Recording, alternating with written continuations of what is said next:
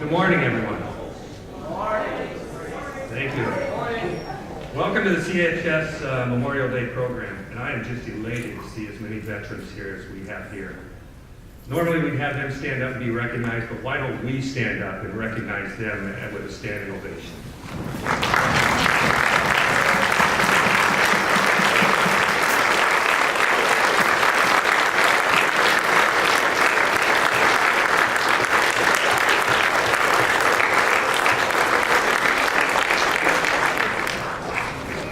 Today is a special day as much as we are dedicating the plaques that will be displayed in our lobby of fallen Appalachia County heroes. But let's please stand and remove your hats for the Pledge of Allegiance followed by the national anthem.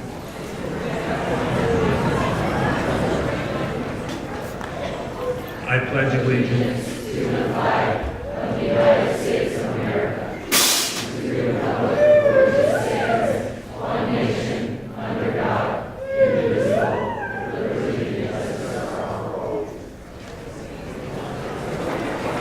Please remain standing for the next one.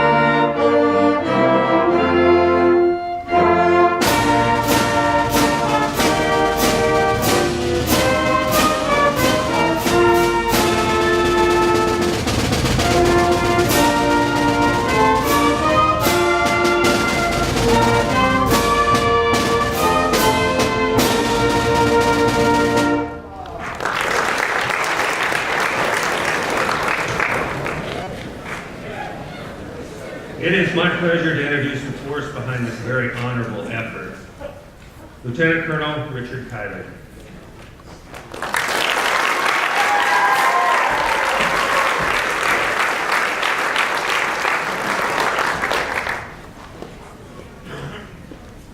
Thank you very much. Thank you for this opportunity to speak to you this morning to honor those who gave the ultimate price for our liberty. I would first like to recognize the county supervisors, the mayor of Centerville, the school administration, school board, CHS staff and students, and especially the class of 2014, fellow citizens, and most of all, my fellow veterans. A few moments ago, the principal had all of the veterans stand, and he must have read my mind, because that's exactly what I was going to have you do. But we've already done that, and I think that was very good that he did that. But I'm going to add this. God bless you and your families for all you have done in preserving freedom for our nation in peacetime or in conflict. So I'm going to give you all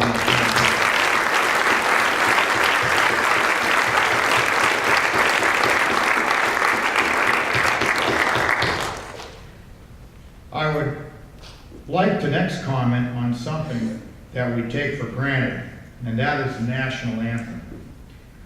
You see, the time frame is perfect. It was almost 200 years ago that this song was written.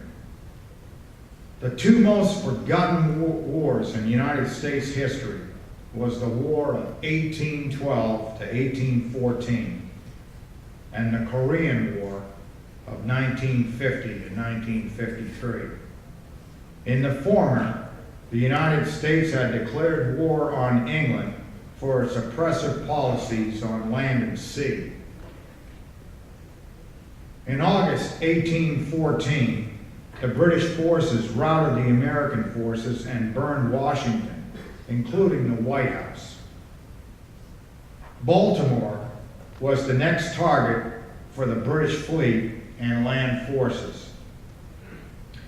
The citizens and armed forces of that city knew what their fate would be if the British were successful.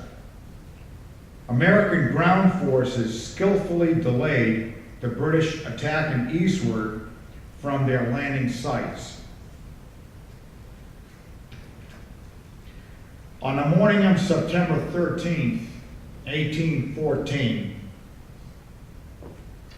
and throughout the day and night, Francis Scott Key observed the bombardment by the British fleet against the American forces at Fort McHenry, Baltimore, Maryland.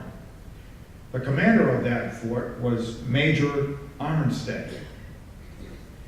In the morning of the 14th, the British ceased fire and withdrew after a 25-hour bombardment in which they fired over 1,500 rounds of 200-pound shells at the fort.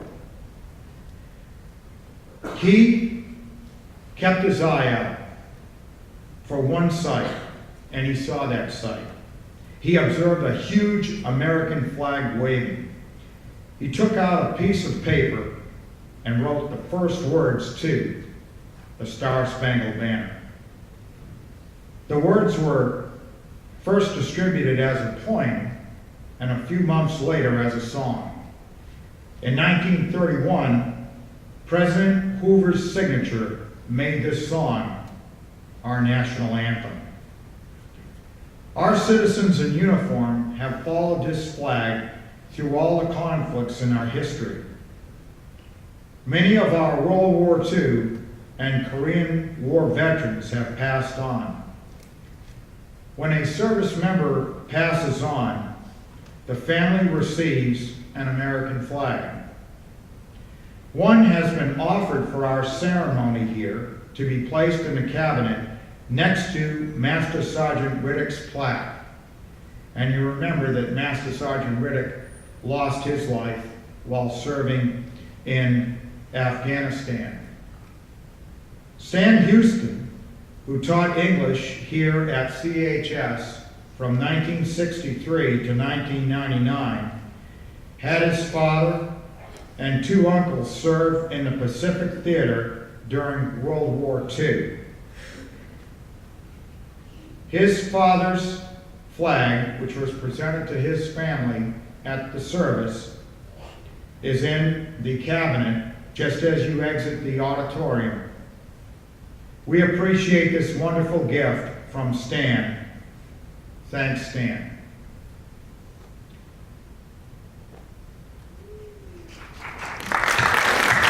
I don't know if Stan was able to come over here today.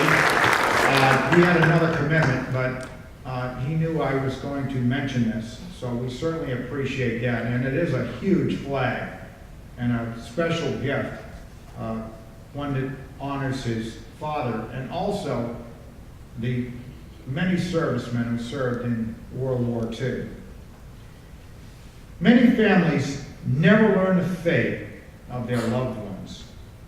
They are the prisoners of war, missing in action. There are some 83,000 from World War II, Korea, the Cold War, Vietnam, and the Gulf Wars. We owe it to the surviving families to find out the truth of what happened to these servicemen. Criminal action must be taken against those responsible for any mistreatment of our captives. We cannot forget them. That's why we have the POW MIA flag. And President Ronald Reagan, during his address on November 11th, 1988 at the Vietnam Veterans Memorial, certainly made a strong point of that.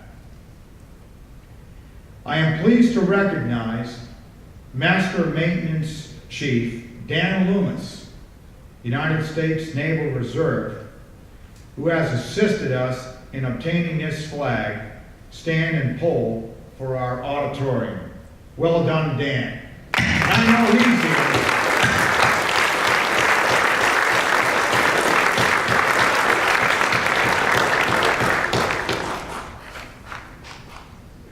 The seniors class will soon read the names of the Korean and Vietnam servicemen who lost their lives from this county, who attended CHS and surrounding schools. They will dedicate the plaques by doing that. The servicemen names are all recorded on these honorable plaques with pictures, units, and other information. I would like to thank Scott Hancox at Danco for his hard work in working with us on this and previous projects. The plaques will be mounted just as you go out of the auditorium to the left. There is additional appreciation to be given in this ceremony. I would also like to extend my appreciation to Superintendent Tony Ryan.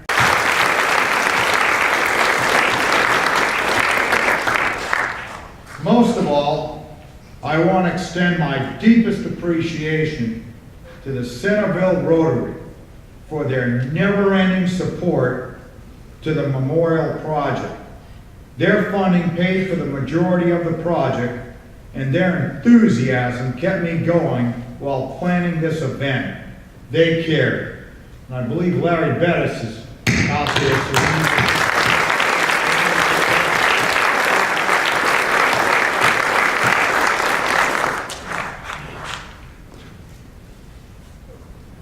The same must be said for the VFW, American Legion posts, and concerned citizens who contributed and participated in the initial 2009 and 2011 projects on a county level for these servicemen.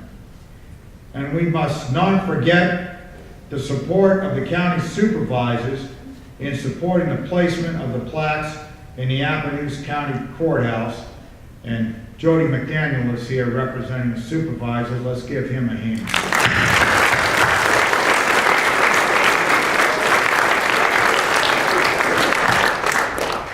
In addition, I want to mention Lisa Owens, a retired sergeant, who is our veterans coordinator for Appaloosa County, who was extremely helpful in those projects, and also the county veterans officials who, without their help, that project never would have got rolling. And Dr. Johnson's here representing that particular group.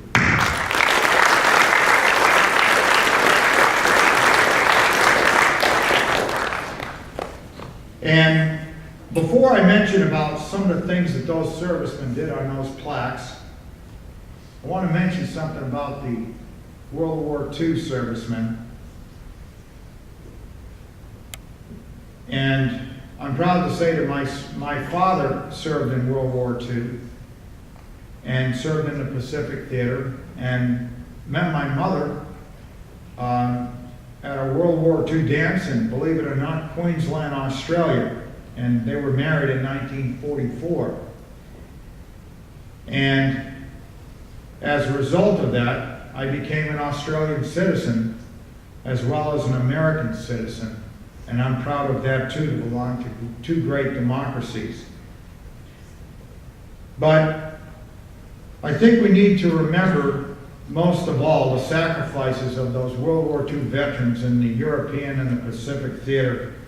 When I was stationed in Europe, I saw many of the cemeteries for the American servicemen there, including the resting place of General Patton. Also in the Pacific Theater, there were many sites there as well. And you look through it, Wake Island, Guam, in the European theater, the Battle of the Bulge, the Pacific Theater later on, Iwo Jima, Tarawa, places like that, Leyte Gulf. Many sacrifices were made, Okinawa. Well, what about the servicemen on those plaques from the Forgotten War? In Korea, a bitter war was fought in the hot and freezing conditions, sometimes in temperatures to minus 40 below, involving unending mountainous terrain. Despite overwhelming enemy attacks, a newfound determination under General Matthew Wrong-Way Ridgway turned a beaten army around, and hill by hill, river by river, went north and recovered South Korea and saved the nation from communism and gained a win from freedom. And what they did was really something. I mean, it was just amazing what they did. The sacrifices were many. The young 17-year-old Army infantryman who gave his all and lost his life 1 month into the war in July of 1950. The Marine Corsair pilot who strived for pinpoint bombing. The airborne paratrooper who jumped into danger to cut off the enemy. The combat medics who disregarded their own safety, who jumped out of foxholes where they were safe to render aid to their fellow servicemen and lost their lives in the process because they wanted to help their buddy out. It was their role to help others. And what about the combat engineer who did what he had to do to clear minefields for his fellow soldiers? These individuals were from here, America's best. In Vietnam, the courage demonstrated by our forces was just as much present as at any time in our history. Like the Korean War, many lives were lost. The first Iowan lost from our county, and also from the state of Iowa, was a hospital corpsman aboard a helicopter that crashed on a mission in 1962, a year before President Kennedy lost his life. A number were jet pilots, a Navy doctor by the name of Donahue, a U.S. Special Forces sergeant who stayed with his Montagnard tribesmen till the last. Infantry soldiers who did not back down and leave their position and protected the flanks, did not let their buddies down. And when their bodies were found, their buddies stayed with them so that the enemy wouldn't steal anything off their bodies. They stayed in their position, denying it to the enemy. They were the true heroes of the 1960s and early 70s. They were defending freedom. Unlike Korea, a protest movement developed that went over the boundaries of just protesting the war by doing activities such as burning American flags, waving enemy flags, sending movie stars to pose with the enemy in Hanoi, openly advocating communist victory, treating returning servicemen like trash, spitting on them, etc., condemning the U.S. while ignoring what the forces of tyranny were doing in other captive nations and dishonoring what those servicemen were dying for, freedom. Their freedom to protest. Those people were not heroes.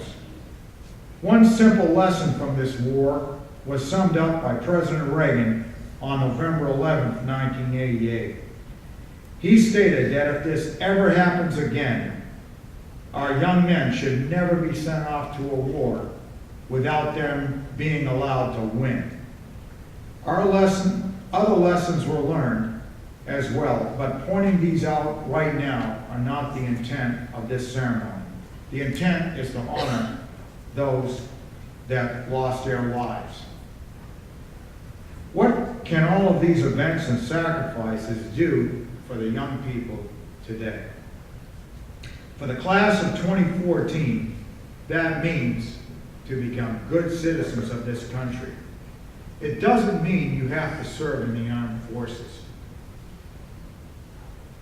Many good citizens have not served in the armed forces. Many have been in the police department, the fire department. Or a good citizen could be simply helping somebody out on the side of a road, or helping some person cross the street with a heavy load of groceries, or cheering somebody up during a day when they're having a bad day. That's being a good citizen. Or maybe helping a student out, or maybe a student helping another student out, or maybe somebody helping out to get off of drugs. That's being a good citizen. You know, those are all things that we can do, and try to be the best we can. We're not all perfect, but we can help each other out. And I think that's what God would want us to do too. Your freedom and mine has been bought and paid for. Mothers lost sons, brothers and sisters lost siblings, and children were left without a parent. I often wondered what those individuals on those plaques would want you to do with your life. In a way, those 23 names on those 4 plaques, I think I've come to know them, in a sense. And I can't explain why or how. Perhaps reading about their service and what they did. But I feel like I know them.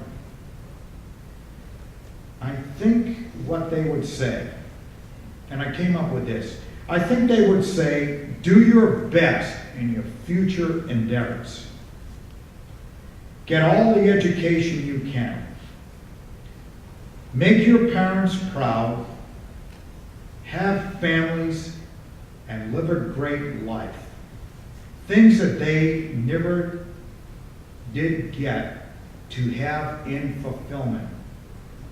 For each of you, in a sense, there'll always be a battle of the bulge in a way. An Iwo Jima, a Leyte Gulf, a Heartbreak Ridge, a Pork Chop Hill, a Hill 875, a Quezon, battles in Iraq, Afghanistan. There's always going to be something in a way, a challenge in life. It's not really a war in a sense, but an obstacle. They achieved theirs. They would want you to achieve yours because you have peace and freedom. Remember them. Pray for peace and freedom. And all of our men and women in uniform who are serving in Afghanistan and around the world, serving our great nation. Thanks for your time, and God bless America.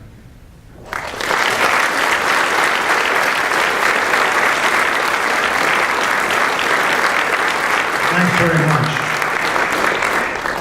And now for the next part of our program, I'm going to put Hannah Sheston on the spot here. If she could come up with her group of 5, and they're going to read off the names and dedicate, in the process, the individuals from the Korean War.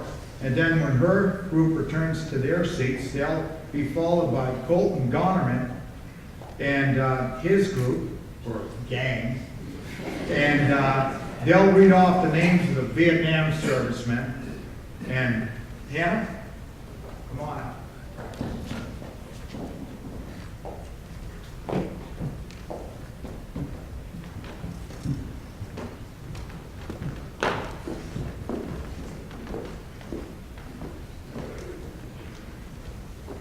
Here are the servicemen who gave their lives for us during the Korean War. Private Jesse W. Sonny Rutliff, Corporal Ernest E. Puckett. Sergeant First Class Raymond W. Tatro, Corporal Patrick Henry Cregan. Corporal James W. Howe and Captain Alfred Hiram Egan. Corporal Jack G. Conger, Sergeant Clifford Carl Prophet. Private Harold E. Foster and Corporal Edward J. Davis. Thank you.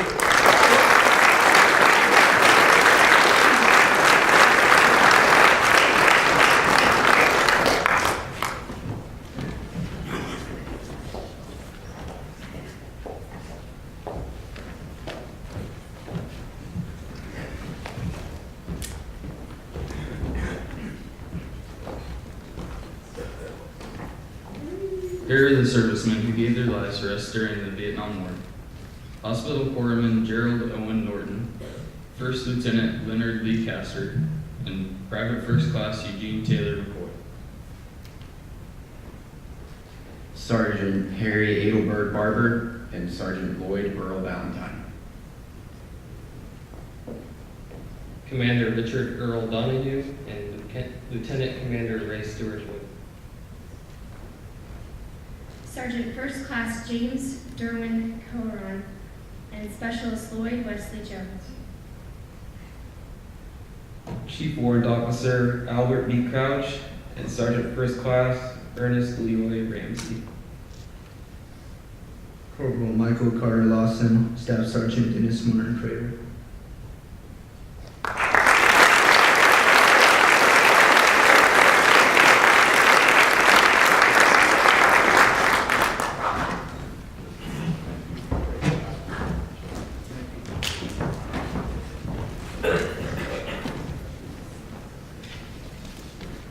Thank you very much. That was fantastic.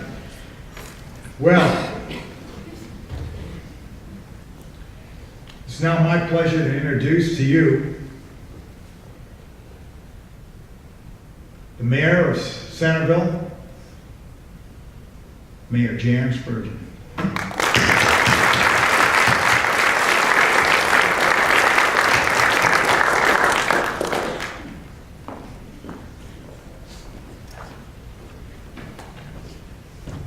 Thank you, Lieutenant Colonel. Honored guests, families of honorees, veterans, Rotarians, supervisors, faculty and staff, senior class, student body, band, and any other guests or honorees that I may have overlooked. You know, thus far, being invited to speak here today is the greatest honor and privilege that I have had as mayor. And I'm humbled. I'm humbled before the guests and honorees and the senior class, because after your graduation, you begin a new journey embarking on your careers. I think the intent of this patriotic program is to bring to your awareness the legacies of an unbroken chain of proud men and women who served their country with honor, who waged war so that we might know peace, who braved hardship so that we may know opportunity, and who paid the ultimate price so that we might know freedom. Lieutenant Colonel, if I might comment a couple more, no history lesson here, but the World War II vets were just getting settled in after their war when they stepped up to defend a nation that they knew nothing about in Korea. They were tired and they were ill-equipped. Americans in general were tired of war. So when the soldiers, after this war, arrived home, there was really no declared victory. And there kind of was that slogan that was summed up as, "Die for a tie." Thus it became the forgotten war. However, Korea's dynamic economy, vibrant democracy, the United States and our allies' commitment to peace and prosperity and security to that nation, freedom held its ground, and free people refused to yield. That's the victory. But there are 7,910 Americans still unaccounted for in that war. And this was just told to me. Another time in history, just a few years down the road, of course, the draft was still in place. So when your number was called, you headed to Vietnam. You headed to Vietnam in the dark of the night, being picked up in a car, taken to back roads to pick up others, just to reach your flight out. Then you spent over a year on your combat mission with exposure to chemicals and some of the most hostile forces of that era. And then when you returned home, you were debriefed to expect to be treated to the unthinkable by your countrymen. The casualties of the war endure. Right now, there are families of veterans who are suffering. We need to remember them, we need to thank them, we need to honor them as they so well deserve for their service and their sacrifice. And there are still over 2,500 soldiers unaccounted for. I have not served my country in uniform, so that separates me from soldiers' extraordinary willingness to risk their lives for people they've never met. And that haunts me as a public servant. I hope I'm not acting in any way of narrow self-interest. When this generation of servicemen and women volunteer all they have on behalf of others and are willing to bear the heaviest of burdens. But what I know and what I see and what I hear is that military families sacrifice more than we can understand and feel an absence greater than we can comprehend. Freedom is not free. That statement has become somewhat of a cliche, has it not? However, young women in the spring of their youth, not much older than the majority of you here today, witnessed how short and precious life can be. But because of them, millions of us around the globe live in freedom and peace. Their service is our inspiration. It should never be forgotten, and they should have the thanks of a grateful nation. Therefore, it's never too early to start planning for your futures. So let's consider this, okay? That you become a legacy of leaders for the common good. That you be responsible to one another and for future generations. That you strive to do what's right. No doubt many of you may be waging your own battles in everyday life. Maybe you have experienced hardships and have lost loved ones, and perhaps you've had life-changing events in your own young lives.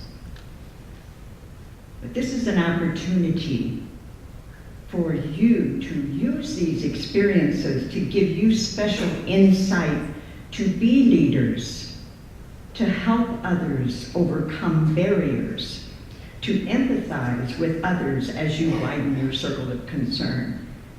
Strive to do better than anyone. Pursue excellence. Be a good example and inspire others to look up to you, whatever vocation you pursue. I'm going to give you a little commercial. ever there was a good time to consider military service, the time is now. You may have to step out of your comfort zone just a little bit, but Iowa, the state of Iowa, has instilled Home-Based Iowa Initiative, and Centerville is in the process of becoming a home-based community that will offer jobs to those returning from military service to our country. You will have already shown your devotion, your loyalty, your responsibility, that you are trainable, innovative, hardworking, and will be offered technical training specific to your skills for good paying jobs. This is truly an opportunity to give back to your community and nation and be rewarded for your service. And returning to your hometown speaks well for your upbringing, your family ties, your job security, and for your community, whether you pursue public service or the private sector.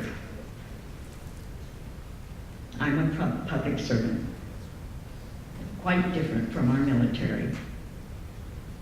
However, working for the good of the community is a very high ideal. We who choose to run for office and are elected have a responsibility to instill trust in government, to improve your quality of life, to work for the common good. And I thank you for this opportunity. This morning, we have witnessed the meaning of valor. We have an obligation to one another. Commit to give something back to your community and your nation in memory of those who have paid the ultimate price, and to affirm in your own lives the enduring ideals of justice, equality, and opportunity for which they and so many Americans have given that last full measure of devotion. So whatever you do in your lifetime, do it with distinction, do it to the best of your ability, do it with passion and pride, do it that it honors your life, your family, and your community, and do it because they did it for you.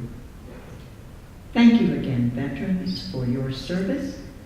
Thank you all for your attentiveness, and may God bless you on your journeys.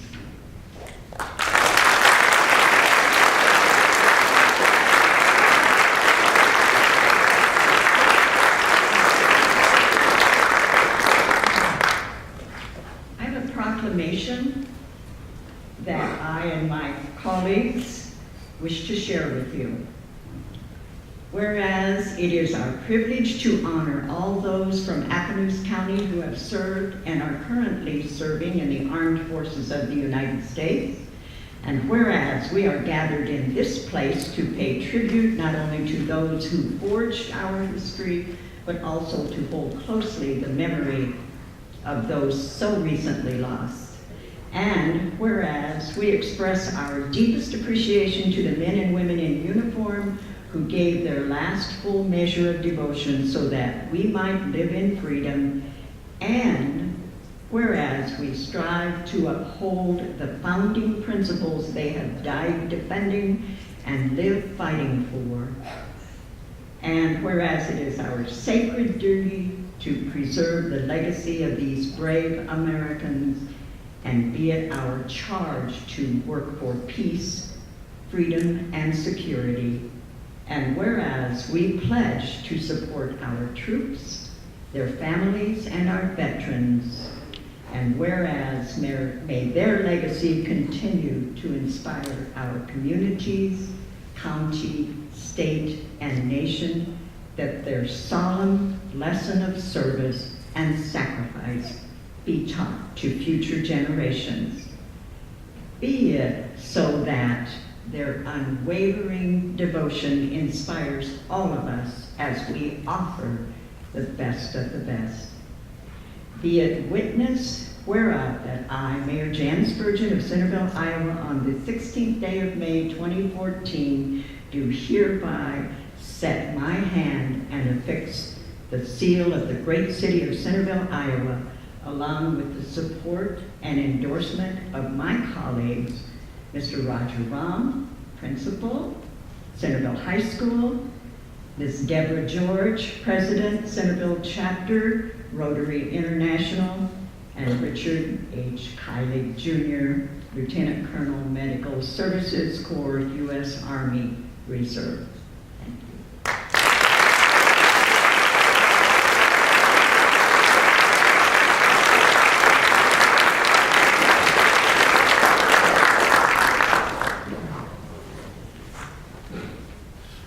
Guests, thanks for coming. Come visit us anytime.